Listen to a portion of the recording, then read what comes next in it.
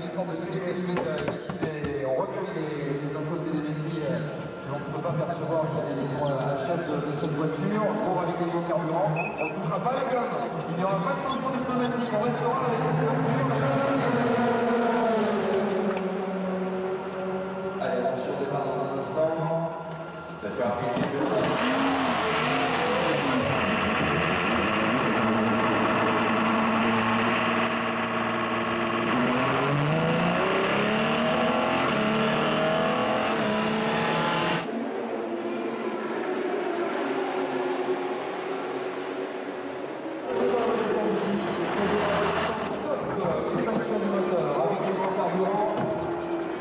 pour le numéro 2 qui va repartir dans quelques instants.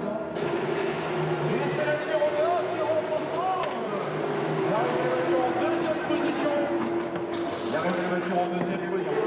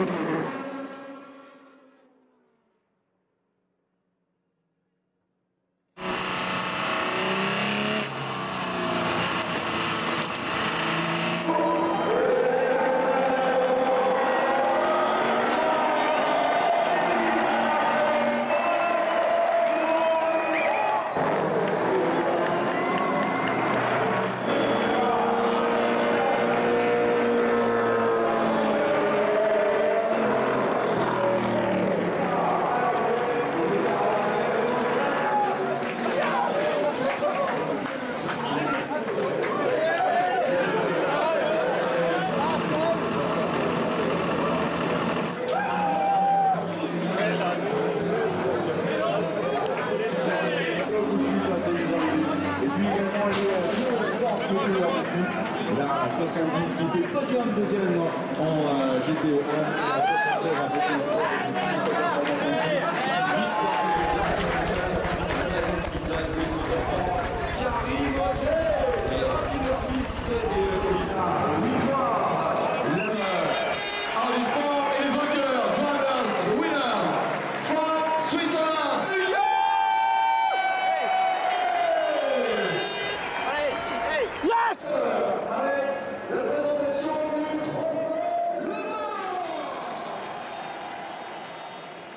Alors Sébastien, tu as découvert, même si tu la connaissais avant, cette nouvelle 908.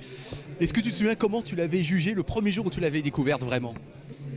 En fait, c'est une voiture qui est je dirais, sur le papier et en visuel comme ça relativement proche de la 908, même si on a perdu beaucoup de chevaux, que l'aéro a été beaucoup retravaillé. Mais en réalité, quand on monte dedans, à part l'habitacle qui est très proche, il n'y a vraiment plus grand chose en commun. Le fait qu'on ait en gros 4 pneus arrière sur la voiture change énormément le feeling dans l'auto. On a une voiture qui est beaucoup plus centrée avant, qui est un petit peu plus pointue à conduire et beaucoup plus radicale, beaucoup moins esprit endurance. Donc, on suit la lignée, je dirais, actuelle, c'est-à-dire qu'on est de plus en plus dans un sprint de 24 heures que dans de l'endurance comme on la connaissait il y a quelques années. Et donc voilà, ce sera une voiture qui demandera d'être très concentrée pendant 24 heures. Ce ne sera pas facile, mais c'est une voiture qui est faite pour gagner, tout simplement. Tiens, petite question en passant, la dorsale, cette fameuse dorsale qui la caractérise, Ça se sent, ça change beaucoup de choses.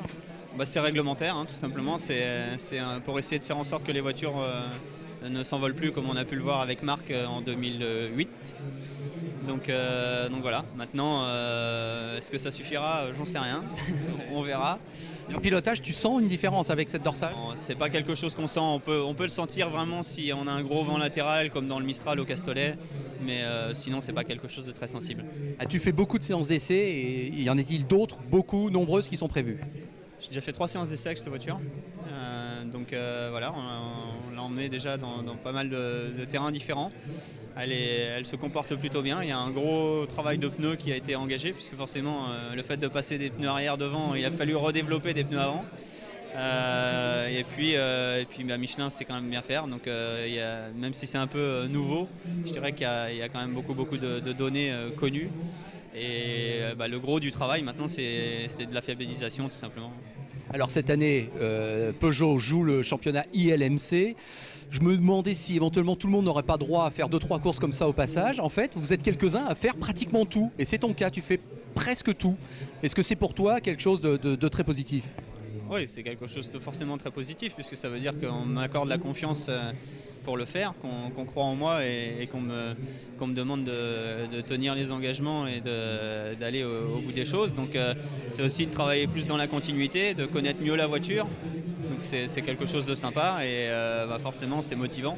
Donc maintenant on va voir comment ça va se passer, mais c'est vrai que ça va être un beau challenge et on va avoir plus l'impression d'être dans un vrai championnat que d'être un peu un pion, un électron libre qui va d'une course à une autre, d'un équipage à un autre.